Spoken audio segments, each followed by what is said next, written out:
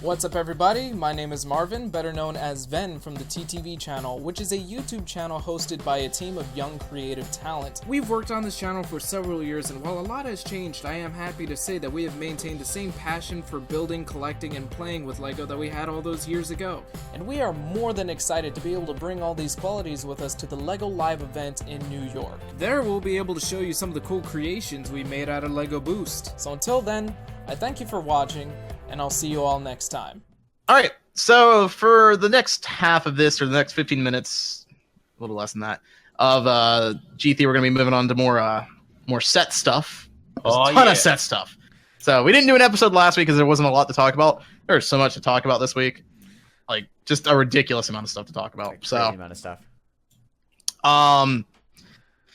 This first topic was submitted by Kardax. Now, Kardax is kind of done like almost all of these. Basically, I think he might have actually done all of these. Oh, really? All the topics on this list? Yeah. Oh, wow. Kardax is busy this week, huh? He was real busy, and he did a great job at like trying to one up Dakota and set quantity. Some people, yeah, people are really getting into this. I like it, man. All right, so this one is the Naho Bridge. It's a Civil War concept. So we're starting to move into some Civil War kind of year two set concepts and ideas, which is pretty cool because we're going to be getting there soon anyway. So it's good to go ahead and get a head start with that. It's also like some of these sets are just like places in places or features in the world. They don't necessarily need to be used for the Civil War, although they will have a place in the Civil War. So we could move them forward to this wave, or we could there's just more sets to talk about conceptually. So anyhow, yeah. This is pretty self-explanatory. It's a bridge in Naho, it's a cool bridge. It's a cool bridge. Comes with a nice kind of boat vehicle thing, which has a really cool canopy that opens up. I really like the design, and I love, once again, we talked about it before, I love the reusage of the BIONICLE elements. From particularly the G2 fins on the bottom. Those work really well. Those work very well, yeah. I love the integration there. It's something that I think a lot of BIONICLE fans would appreciate if this were to actually happen, getting those elements back. And the integration here, I think, works beautifully. So that's a really cool looking boat. The boat especially carries the same design language that Sakota did as well with his, and that's something I really admire.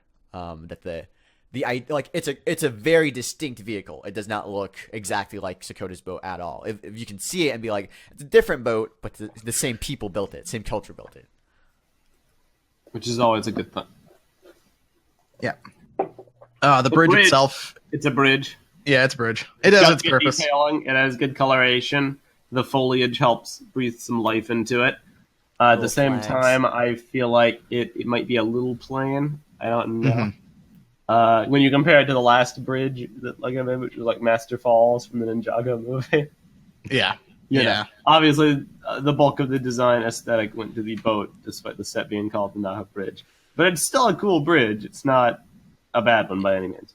Yeah, I think you have a point there, Master. I think if you were to maybe rework the bridge a little bit, maybe try to give it a bit more flair, make it a bit more Master Falls-y, this could be a really good set. Yeah, I wouldn't mind if the bridge had less length, if it had more detail. Yeah. Yeah, but I feel like making it more compact would sort of like remove a lot of the negative space and stuff that's in this. Mm-hmm. So. Mm-hmm. And also, just kind of an interesting set because you have a boat and you have a bridge, but the boat can't go underneath the bridge. It's just kind of like a minor nitpick. So what do you do when you're like playing with the set? The boat flies over the bridge. It goes on the bridge. It goes over. You don't know, dude. You don't know. You don't know my story. No, I don't, because they haven't written it. For me, the Naho flying bridge maneuver will be a big important battle in the Civil War. All right, so moving on. I gotta preface this one. I frickin' love this next topic. All right, I think Meso, I think you're gonna love it too. This is another Civil War set by Kardax. This is the Motara Attack Force. Loving it. And this is so freaking cool, man. I I adore everything about this. There might be a bit too many minifigures for this for it to really work. Yeah. You probably have to cut out like 2 or 3 of those. What's the price here? Like a $50 set, 509 pieces. 509, yeah. We definitely need to have just like 3, maybe 4 minifigures, not 6. Yeah. Or more. I know more than that. 8. Oh no. Yeah. Yeah, there's way too many minifigures. Design-wise, though, it's great. Design-wise, though, I think it's great. I mean, look at that picture. That last picture on that topic is just so freaking really cool, man. Like all of them walking towards the. There might be too many minifigures. Attack possibly. formation. I feel like this is more minifigures than they've ever included. We just said that. Size. I'm sorry. Yeah, I had to pay attention to the. I had to look at something else. I could tell. My bad. I'm paying attention now. I swear. Nice. Yeah. So too many minifigures, but yeah, this set just looks gorgeous. I love the Rahi designs like entirely. These are so good. I like the size difference between the two. The big rhino and the more like kind of like bull cow thing is also good variety for what you're getting here. Yeah. Awesome. Just love it. I think Rahi is the thing that's really going to set this G3 apart from other LEGO themes. I think that's the thing that most LEGO themes aren't doing right now. That's animals. The closest thing we got was with Chima. We had like animal. And they had animal-themed vehicles, which was not the same because it's like here there's very clearly animals used as vehicles or animals with mechanic components. But Chima would just be like you have a jet, but you make the front of the jet a lion. Bird, yeah. And that works on occasion. Like the Kurok snowmobile was very similar, and I felt it worked there because it wasn't overused. With Chima, every single set they made was like that. You have a wall, tank, but it's also a rhino. You have a castle, but the castle face has to be a lion. You have a crocodile base, well, it has to be a crocodile shaped, obviously. And eventually it just gets old. And like the same can be said with like, well, not really the same, but like the Ninjago, for instance, is animals. But I mean, there's only so many times you can get a dragon before it's like, all right, cool, another dragon. See anything else? Exactly the same as the other dragons. Yeah, it's more dragons. I like dragons as much as the next guy. I know Prpl would care. Yeah, Prpl always like. I like dragons. You know you like dragons, but it'd be cool to get other animals, and I think these animals are so well designed, and they're actually it would be cool to get like other styles of dragons because like Lloyd's mech dragon was very different from like what we've gotten before because it didn't have like wings or anything. It was just a very serpent like dragon. That's why I liked Master Wu's dragon way back when, the Chinese Master Wu's dragon was very an Asian dragon. They should do a bit more of those. Like you can push dragon design even a bit more than they're doing in Ninjago. I feel like all the dragons are like slowly like they're small improvements on the same dragon in different colors. So Mm-hmm. But yeah, I want this set. Like, I wish this was a real set so I could buy it. Would buy immediately. I would absolutely buy this. This is so good. So the only critique, too many minifigures, really, and it's a little pricey. But I mean, I would buy it. So is one of them a weaponized Mahi? Is that what it looks like? That's what it looks like. Yeah. Oh, that's so awesome! I love that. Yeah, it's not a Mahi. He says it's Mahi inspired. Okay, that's great. It's the. Oh no, it is a Mahi. It is a Mahi.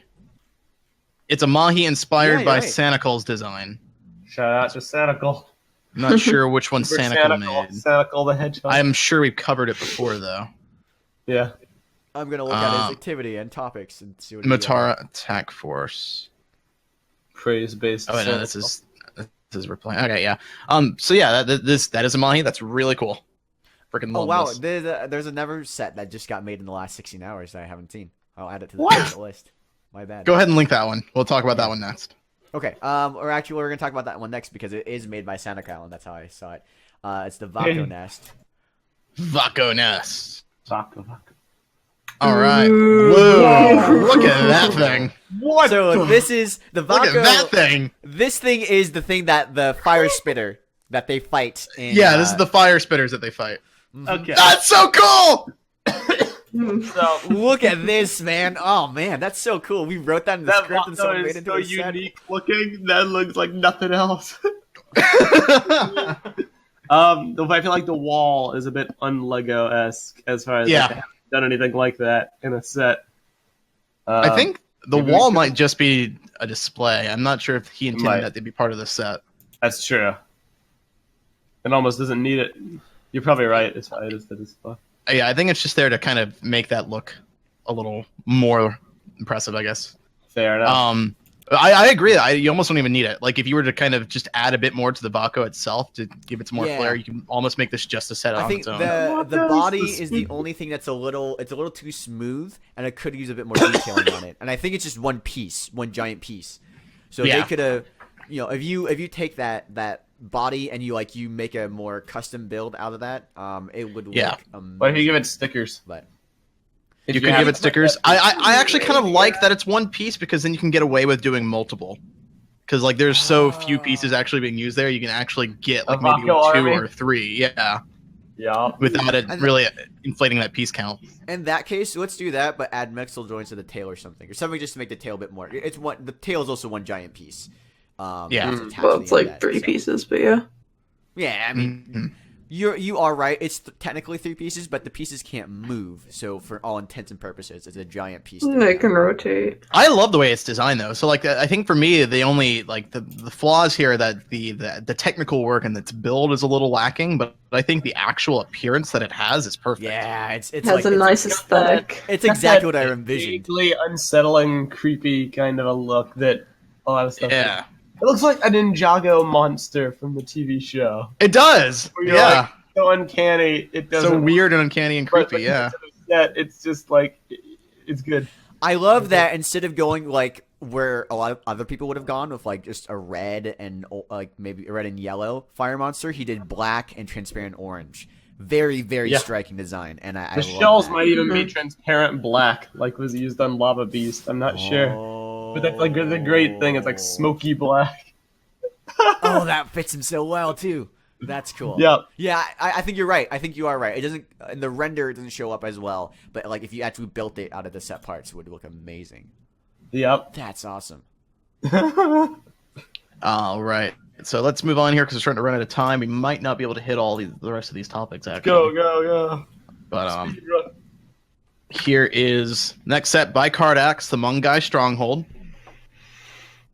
So this is yet another Mangai kind of castle fortress set. We've seen a couple of these at this point. This one is still really cool. Once again, I think too many Matoran, too many minifigures there. Though I guess at this size it kind of works. Yeah, 8 minifigures for this size. Actually, I think it works. He does have a compilation topic where he goes through all of them and the parts in all of them. So I'll bring up the parts level and we can see if how this guy essentially made an entire year's wave. Yeah, basically. For there's one set for each of the regions. And the piece count is 1,642. So that'd be like a hunt. Yeah, it would be like maybe a little too big for them to for a set. We don't often see sets at that price point for regular themes. If I might say that, that'd be $160. Only time we get that is for licensed themes or movies. Maybe something closer to 120 would be more applicable. But that's just me. Yeah. So this is also really well designed. There's some cool other things going on there, but So we're gonna go ahead and. What was that? I don't know if it's the Zephyrs or not, but you have these green people with wing gliders. I love them. Oh yeah. I thought that was a neat idea too. I think they're the Lee Matoran. So the next Kardax set here is based off of one we've already talked about, and he kind of took our comments on it and rolled with that. This is the Stealth Gukko. So I don't know if you guys remember, we talked about his Gukko design before, and we were like, oh, this could really work if it was blue, and it's like a Stealth Gukko because it's blue and it hides in the sky. So we actually made a unique design for the Stealth Gukko. On point. I love it. Very, very cool idea. I'm not exactly sure what the exact differences between this one and this other one are. It looks like the wings are different. Yeah, and this one would come with attacking people on it, so there's stations on it. This one's really cool. Another instant. I love the Rahi designs. I think the Rahi. Yeah, all the Rahi I love ones. they kind of drew inspiration from G1 with the disc launcher on the back or some sort of projectile launcher. Oh yeah, you're right, huh? Skydox, and then there's the new one. It's been streamlined a bit to look more agile. Yeah. It looks like. It's kind of got like the double wing thing kind of going on too, where like the wings are separated. Yeah. This older one was definitely a transport one, and then this one's more. This is the attack one for sure. Yeah. Yeah, you can tell. That's cool. I actually like the evolution of that. You can have like the normal one in year 1, and then like the attack one in year 2. That makes sense. Right. Yeah. I like that. That makes sense. Cool. And next up, we have the. I believe this is yeah. I think you're right. I think all these are Kardaxes.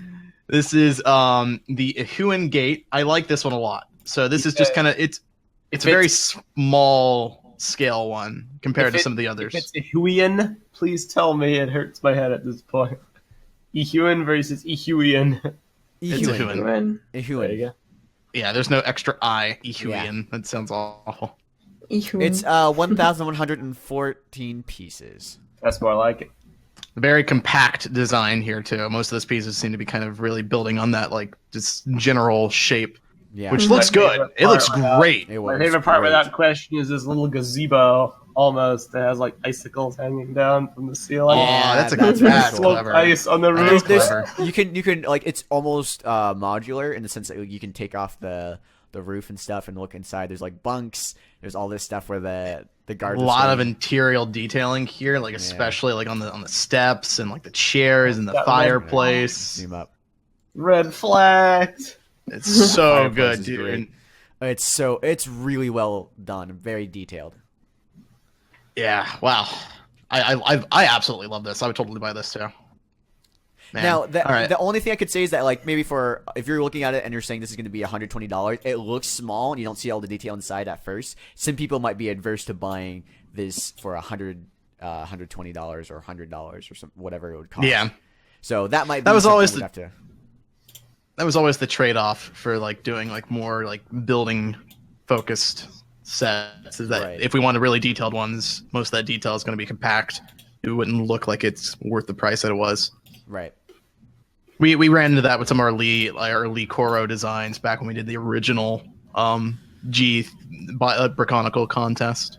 Where some of them are really good, but some of them are compact. Part of the issue too, I was thinking, is that like Bionicle has it's a Lego owned theme, but like like most of the detailed interior sets cost like in the hundreds. Modular buildings are $400 because they look big and they have all the interior detail too. So wrap that up. Next one is another Ihuan set, and we're kind of going back to the concept that we had with Motara. So immediately instant buy. It works just as well. Freaking love this. These Rahi sets are so good, man. I love these so much. Look at it. Amazing. They are amazing, man. I love this is the version of the battle packs. It's basically, and it's like it's so good. Freaking Ice Wolf set. Like just like oh my god, I love these mammoth. Things. We never got a mammoth Rakshi, and I've always regretted that. Rahi. You're right. Rahi. That's what I meant to say. Their names are so similar. They are, but the wolf is great too. Quite similar. Oh man. Yeah, dude. Just oh my gosh. Around. All the detail, all the G1 elements incorporated. It just the detailing. It's so good. It's so well done, man. Oh my gosh. I want this. I want this to be real. And he details ways to split it down into 2 smaller sets if need be. One, the Frost Wolf attack and the Mammoth Guard, and he details how you could split the minifigures up. For me, they could totally be released as one, it's just with fewer minifigures. However, if it's meant to be a battle pack, it might be more attainable to have one Rahi and several minifigs. That's a pretty good idea. Yeah. I don't know. All right. Yeah, that is all the set ideas, and we are out of time. So, thank you guys for joining this episode of BrickFeed. Hope you guys liked it. There was so many awesome sets and stuff to talk about and all the story pitches. So, man, this week has been freaking busy. Knocking it out of the park with those submissions. So, if you want to submit your own ideas, feel free to head over to the message boards at board.tdbchannel.com. Post your MOCs, post your story concepts, do whatever you want that you think could help the BrickFeed process along. It'd be really appreciated. We might talk about it on the show. Make more scripts. Do that. While you're at it, be sure to head over to our Patreon at patreon.com/the TTV channel. You can join our live studio audience here in the sponsor chat and actually have your comments featured on the video on the live stream on YouTube, which is pretty neato and see all the epic pictures we post too. Yeah, you can see all the pictures that some of them weren't able to make it onto the video itself, so that's pretty cool. You get access to all of our archives early too, so hooray! Hooray! But for now, it's gonna wrap up this episode. I'm Var. I'm Meso. I'm John. And I'm Prpl. And we will see you guys next week for another exciting episode of Brainstorm. How you doing, Prpl? It's been better. Wake up, Prpl. I'm awake. Wake up. How are you? I'm awake. I'm waking up. I'm awake. I'm just tired. My bones. Welcome to the new. All right. Bye, guys. Goodbye.